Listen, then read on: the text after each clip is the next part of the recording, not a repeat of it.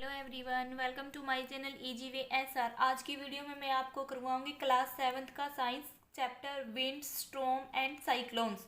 Chapter 8 के बारे में आज मैं आपको बताऊंगी। इस चैप्टर को हम 4-5 वीडियो में कवर करेंगे और इतने अच्छे तरीके से करवाऊंगी कि आप चैप्टर को करोगे तो जितने क्वेश्चन इस चैप्टर से रिलेटेड बनेंगे वो सारे क्वेश्चन आप आसानी से कर सकोगे। ठीक है, देखो सबसे पहले तो हमें जो ये लेसन का नाम है विंड, स्टॉर्म एंड साइक्लोन, इनका पता होना चाहिए। देखो विंड्स का मतलब क्या होता है बच्चों, हवा। स्टॉर्म का मतलब क्या होता है, आंधी। और साइक्लोन क्या होता है, चक्रवात या हम तूफान भी बोल सकते हैं। ठीक है, तो सबसे पहले मैं आपको कुछ इंपॉर्टेंट डेफिनेशन बताऊंगी। अगर हमें उन्हीं डेफिनेशन का पता नहीं होगा तो हमें ये लेसन समझ में नहीं आएगा। ठीक है, देखो विंड क्या होती है, हवा।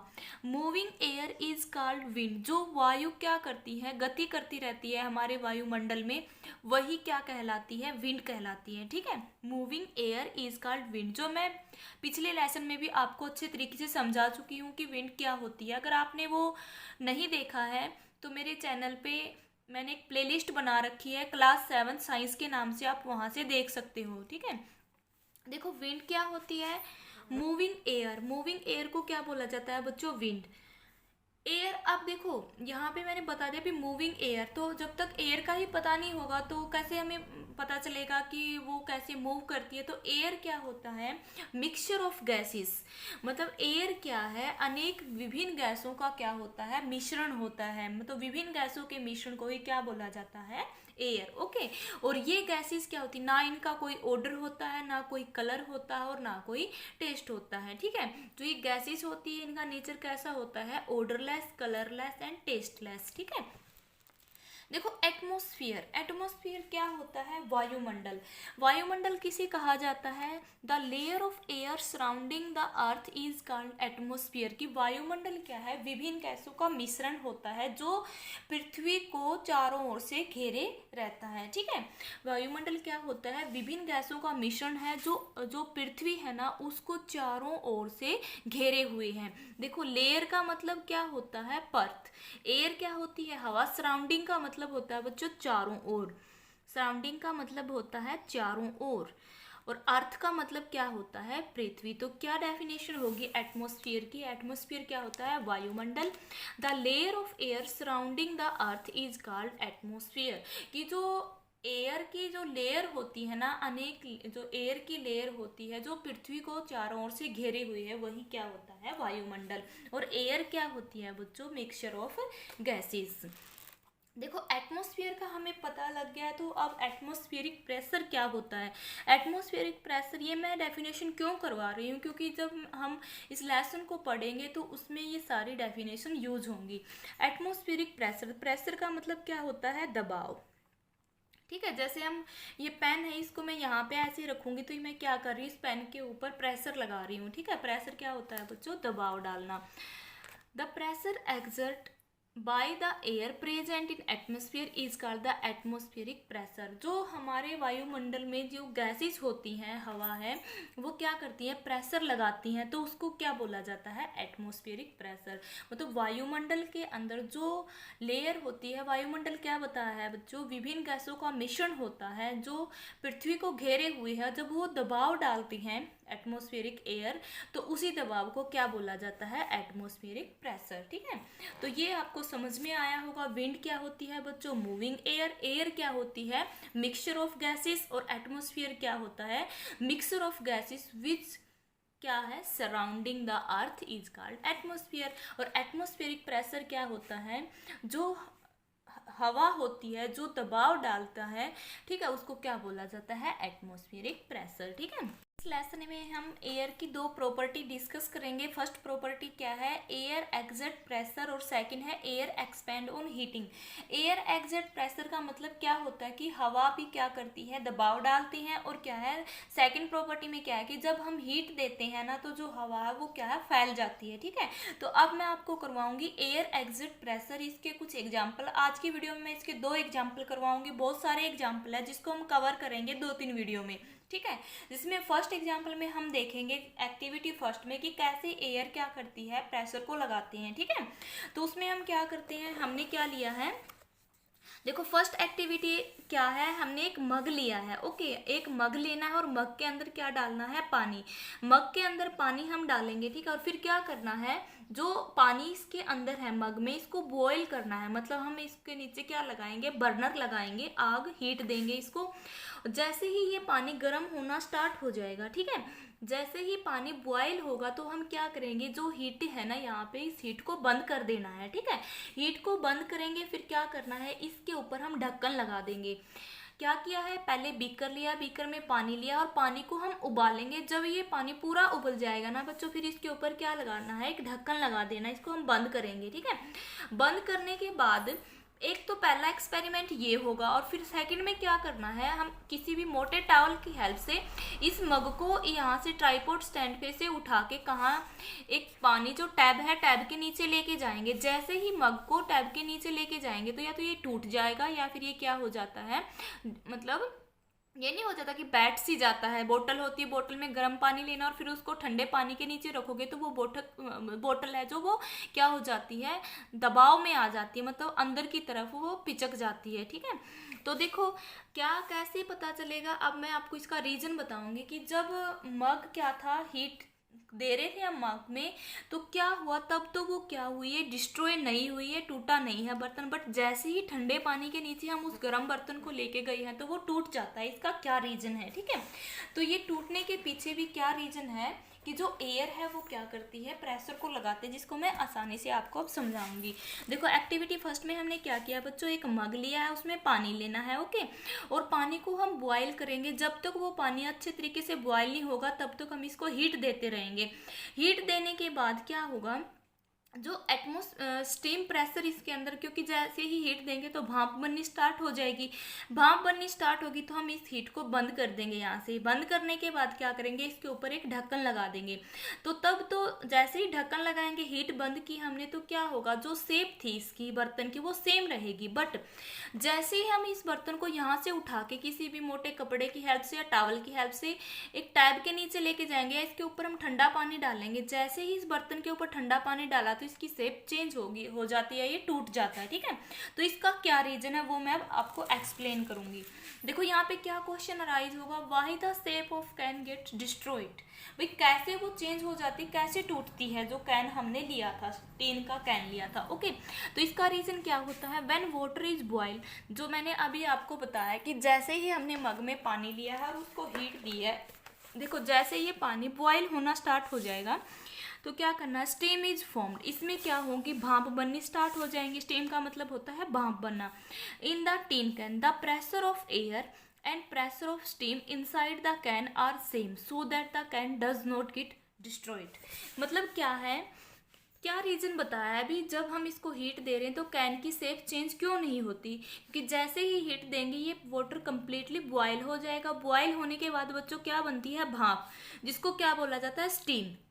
तो अंदर क्या बनेगा, जो स्टीम का प्रेशर है और जो इसके अंदर एयर है उसका प्रेशर, वो दोनों क्या हो जाएंगी, स्टीम का प्रेशर और एयर का प्रेशर वो दोनों सेम होगा। ये बार वाला एयर प्रेशर को हम एटमॉस्फेरिक प्रेशर भी बोल सकते हैं, क्योंकि बाहर का एयर का प्रेशर और अंदर का स्टीम का प्रेशर दोनों क्या है, सेम है, ओके। सेम है तो ये एक दूसरे को बैलेंस कर देते हैं, जिसकी वजह से ये टूटता नहीं है। बट जैसे ही बर्तन को ठंडे पानी के नीचे लेके गए, इस बर्तन के ऊपर ठंडा पानी डाला हमने, तो ये बर्तन टूट जाता है, इसकी शेप चेंज हो जाएगी। तो उसका रीजन क्या है, water is pour over the, देखो क्या रीजन है, water is pour over the can, some steam in the can condense. Condense का मतलब होता है जम जाना, ओके। मतलब जो भाप थी वो कंडेंसेशन में हम क्या करते हैं कि भाप है वो किस में, वाटर में चेंज हो जाती है, ठीक है। जैसे जो हमने जो टीन का मग था, जो कैन है, उसके ऊपर पानी डाला, पोर का मतलब होता है डालना, ओवर का मतलब है ऊपर, ओके। तो जो स्टीम थी वो चेंज होगी वाटर के अंदर, ठीक है।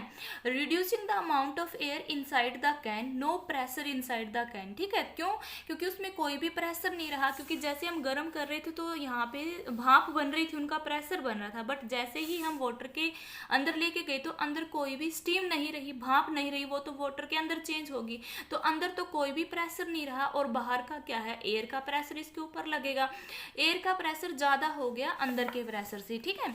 तो क्या होगा यहाँ पे, तो यही रीजन है अभी जो शेप है कैन की वो चेंज हो जाती है। मैं एक बार फिर दोबारा आपको बताऊंगी कि जैसे ही हम पानी को बॉईल करते हैं तो उसमें स्टीम बनती है वो, जो स्टीम का प्रेशर और जो बाहर की एटमॉस्फेरिक प्रेशर है वो इक्वल हो जाता है, जिसकी वजह से जो ये हमने यहाँ पे कैन लिया था ये शेप सेम रहती है। बट जैसे ही हम इस कैन को वाटर के नीचे लेके आते हैं, इसके ऊपर ठंडा पानी डालते हैं, तो जो ये स्टीम थी यहाँ पे बनी थी भाप, ये वाटर में कन्वर्ट हो जाएगी, क्योंकि ठंडी होके कंडेंस होगी, कंडेंस होके वाटर में चेंज होगी, तो अंदर तो कोई भी प्रेशर नहीं बचेगा। बट बाहर का तो एटमॉस्फेरिक प्रेशर इसके ऊपर लगेगा, ठीक है। तो अंदर कोई प्रेशर है नहीं, बाहर ज़्यादा प्रेशर है, तो इसी वजह से क्या हो जाता है, इसकी शेप चेंज हो जाती है।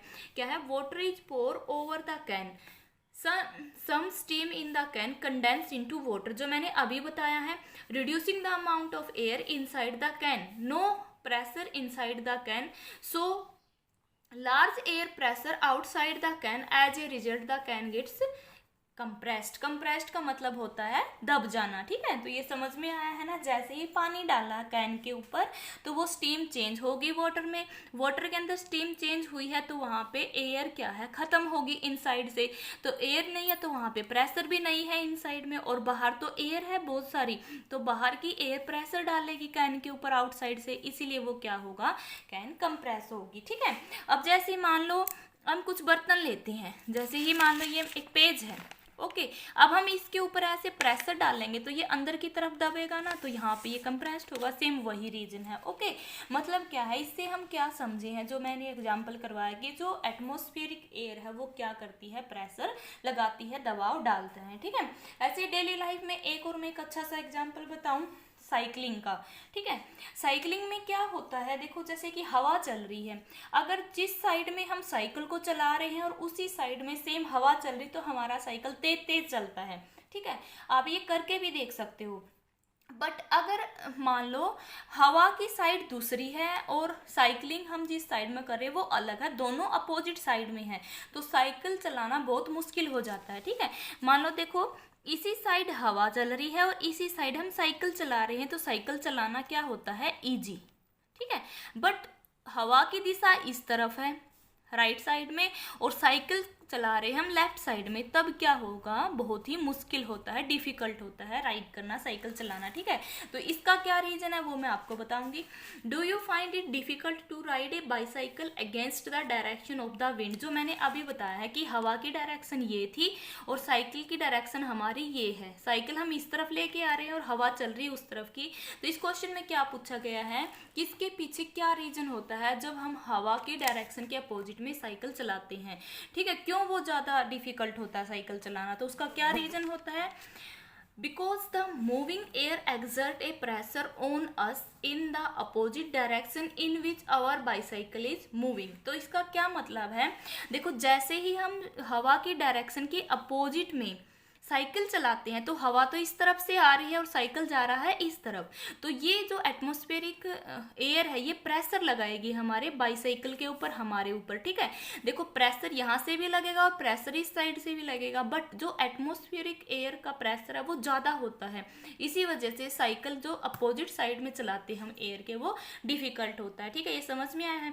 अब सेकेंड रीजन मैं ये बताऊँगी कि जब दोनों की डायरेक्शन सेम होती है तब ईजी क्यों होता है, when moving air and moving bicycle both same direction in which ride a bicycle is easy, क्यों, because देखो साइकिल भी इस साइड चला रहे हैं और पीछे से जो एटमॉस्फेरिक एयर है वो भी इसके ऊपर प्रेशर डाल रही है, ठीक है। हम चल भी रहे हैं, जैसे कि मैं इस तरफ हमारी गेंद जा रही है, हम यहाँ से किक करेंगे तो इसके ऊपर क्या लगता है बच्चों, फोर्स लगता है। जैसे ही हम यहाँ पे क्या है, एक गेंद है, गेंद पे किक करेंगे तो गेंद आगे जाएगी, सेम वही काम होता है यहाँ पे। हम साइकिल चला रहे हैं इस साइड और हवा की दिशा भी इसी साइड है, एयर की डायरेक्शन भी, तो एयर भी इसके ऊपर प्रेशर लगाएगी और हम खुद भी चला रहे हैं तो ईजी होगा साइकिल चलाना, ठीक है। तो क्या समझा हमने, जब एयर की डायरेक्शन और साइकिलिंग राइडिंग ऑफ साइकिल की डायरेक्शन सेम होती है तो साइकिल चलाना आसान होता है, ठीक है। जिसे मैं एक एग्जाम्पल से बताऊंगी अब आपको। जैसे एक एग्जाम्पल है, यहाँ पे कि ये साइकिल है, साइकिल चल रहा है और हवा इसके पीछे पीछे भी सेम डायरेक्शन में एयर है, एयर की डायरेक्शन भी सेम है और साइकिल की डायरेक्शन भी सेम है, मूविंग साइकिल की डायरेक्शन भी सेम है। तो ये क्या होता है, आसानी से साइकिल चलता है। क्यों? क्योंकि क्या है, जो एटमॉस्फेरिक एयर है वो क्या करती है, इसके ऊपर प्रेशर डालता है, पीछे से इसको ऐसे धक्का लगाएगी तो ये आसानी से चलेगा। बट एयर की डायरेक्शन है यहाँ अपोजिट और साइकिल की डायरेक्शन हमारे यहाँ है। ओके, मतलब मूविंग साइकिल की डायरेक्शन और मूविंग एयर की डायरेक्शन दोनों अपोजिट है, तो डिफिकल्ट होगा राइड करना, साइकिल को चलाना। क्यों? क्योंकि इसके अपोजिट डायरेक्शन में एटमॉस्फेरिक एयर क्या करती है, प्रेशर लगाती है। ठीक है, तो आज हमने 2 एग्जाम्पल से समझा है कि कैसे एटमॉस्फेरिक एयर प्रेशर लगाती है। ठीक है, उम्मीद है कि आपको ये समझ में आया होगा। यहाँ से भी क्वेश्चन अराइज होते हैं कि रीजन बताओ कैसे कोई भी बर्तन है जब बॉयल किया जाता है पानी तो वो क्या है, उसकी शेप चेंज नहीं होती, बट जैसे ही उसको ठंडे पानी के नीचे लेके जाते तो उसकी शेप क्यों चेंज हो जाती है, उसका रीज़न भी मैंने अच्छे तरीके से समझाया है और साइकिल का भी रीज़न मैंने अच्छे तरीके से समझाया है। ठीक है, उम्मीद है कि आपको ये जो लेसन मैंने करवाया है समझ में आया होगा। अगर ये वीडियो आपको हेल्पफुल लगी है तो लाइक कीजिए, अपने फ्रेंड को शेयर कीजिए, मेरे चैनल को सब्सक्राइब कीजिए, बेल आइकन के बटन को प्रेस कीजिए ताकि मैं आगे इसका नेक्स्ट पार्ट लेके आऊँ इस लेसन का, उसकी नोटिफिकेशन आपको मिलती रहे। Thanks for watching.